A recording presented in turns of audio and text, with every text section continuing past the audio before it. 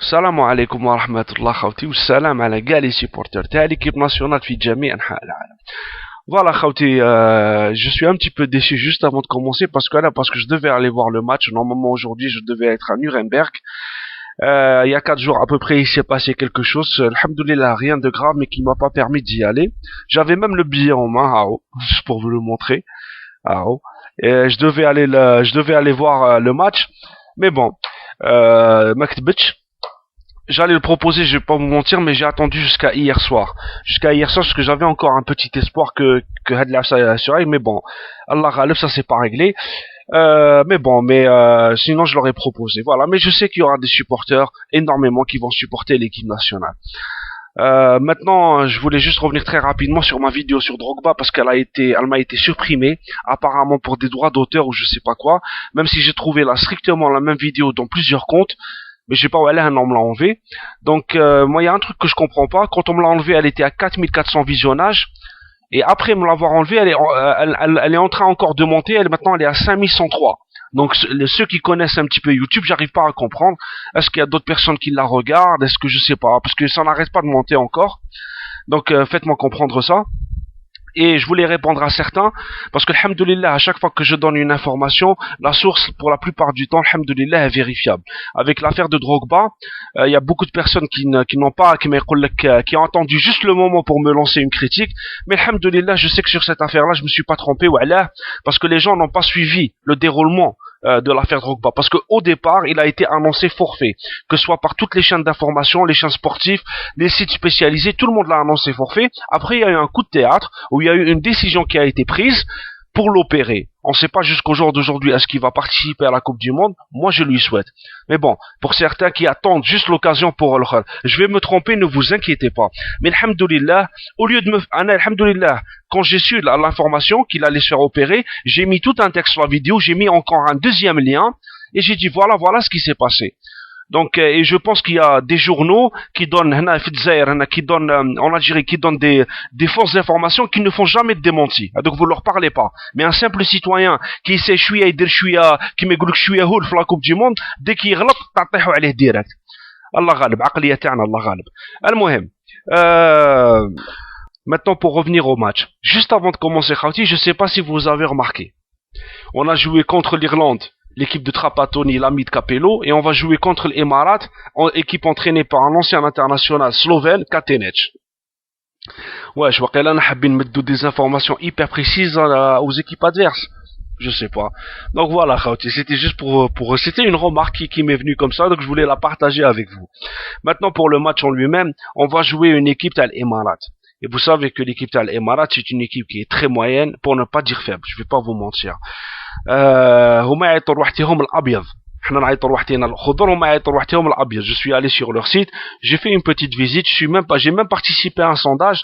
Apparemment eux ils voient à 50% la victoire de l'Émirat, à 42% la victoire de l'Algérie et à 8% match nul entre nous. Donc voilà, donc Ouma ils sont derrière leur équipe, c'est tout à fait normal, même s'ils restent un petit peu perplexes parce qu'ils savent quand même qu'on est mondialiste, que sur la qualité pure par rapport aux joueurs qu'on a et aux joueurs qu'ils ont, on est 10 fois meilleur qu'eux. Maintenant sur l'équipe en elle-même, on a deux joueurs, on va dire, à surveiller.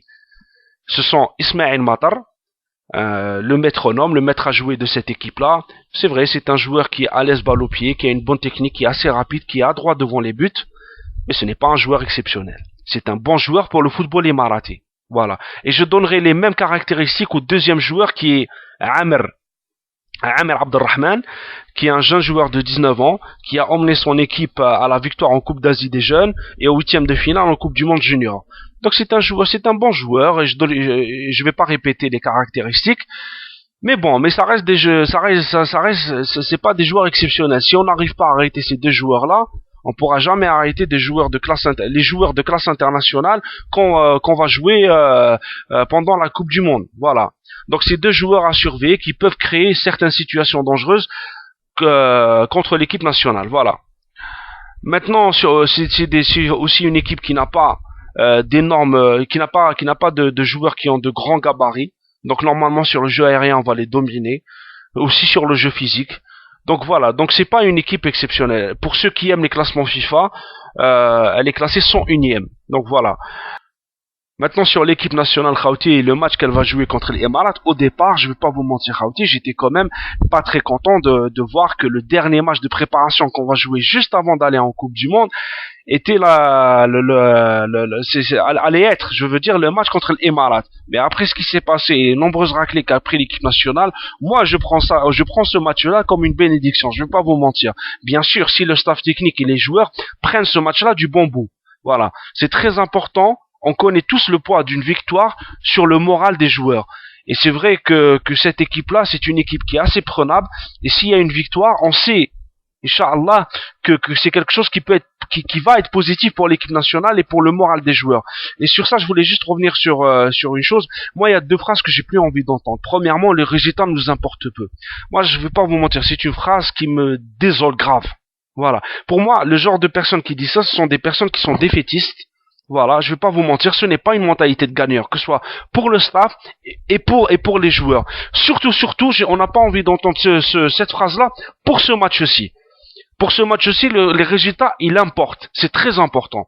C'est très important. C'est très important que les joueurs reprennent confiance par une victoire. Et aussi, il y a une deuxième phrase que j'ai plus envie d'entendre personnellement, bien sûr, personnellement, c'est avec la phrase تاع سعدان راه يخبي في لعبه سعدان ما ماهوش حاب يبين لي كارت تاعو ولا سمحوا لي ولا هذا هو اللعب ماشي غير راه يخبي في لعبه راهو دافنو سي بي سو تير. Non, non, faut pas exagérer. On est en train de voir les équipes qui évoluent, nos adversaires, pour la plupart, premièrement, ils gagnent leur match. Au moins ils disent pas le résultat nous importe peu et tout ça, et en plus il y a une forme de jeu, il y a quand même quelque chose qu'on voit, même s'il y a des équipes qui sont en roda, c'est tout à fait normal, pour ça il n'y a pas de problème, mais si on compare avec l'équipe nationale et avec le jeu que propose l'équipe nationale, on peut pas dire blé Sa'dan يخبي في لعبه, on doit dire les choses comme elles sont, c'est que Sa'dan mazal malqa la véritable tactique à employer, le véritable placement de les joueurs qu'il a sous la main pour qu'il y ait un jeu fluide. Donc voilà, donc هذه العقلية تاع سعدان يخبي في لعبه وسعدان c'est un génie balak وانا ما j'y crois pas trop, je vais pas vous mentir. Voilà.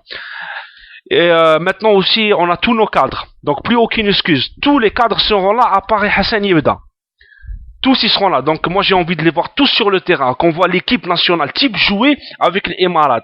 Après on verra, parce que sur la composition il y a beaucoup de spéculation. كان يقول لك منصور راح يلعب, كان يقول لك منصور ماهوش يلعب, كان يقول لك بلي قديورا يحطوا في اريير دروا, ما فهمنا والو. Moi quand je verrai l'équipe entrer, on بعدك سهل, on verra la composition. Mais l'excuse تاع les cadres, elle doit pas être mise remis sur le tapis s'il y a parce qu'on se mette bien d'accord. Je dis pas que c'est un match acquis pour l'équipe nationale, qu'on se mette bien d'accord. On l'a vu hier, la France elle a joué contre l'Émirat contre la Chine et elle a perdu 1-0. C'est vrai que c'est des matchs qui sont à double tranchant, parce que normalement ces matchs-là, normalement on doit les gagner aisément si on compare la qualité des joueurs et tout ça. Mais si on les perd, c'est un choc. La France elle a perdu contre la Chine. Je peux vous assurer que ce soit sur les journaux ou là que ce soit la radio et tout ça, les gens sont choqués. Voilà. Donc c'est vrai que perdre contre une équipe faible juste avant la Coupe du Monde, ça peut être très déstabilisant.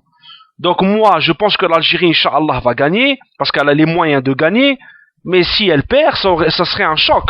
Je vais pas vous mentir. Ça serait vraiment un choc. Et c'est là le problème avec ces matchs-là, parce que l'équipe peut passer à côté. Et où ça va être les interrogations vont encore plus grandir. Et une dernière chose, on veut voir du jeu. On veut voir l'équipe marquer 2 buts minimum. Mais on veut voir une équipe qui marque sur des phases offensives construites. Maintenant, s'il y a des buts qui viennent par coup de pied arrêté, c'est comme ça. Pour la plupart, c'est des défenseurs qui marquent, mais on a envie de voir des phases offensives construites.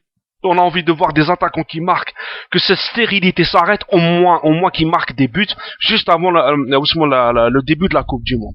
Voilà, c'est très important. Inch'Allah, tout ira bien. Là, pour le moment, qui m'a collé le flou. Après le match, on se reverra, Inch'Allah. Salam alaikum, wa tout vive l'Algérie.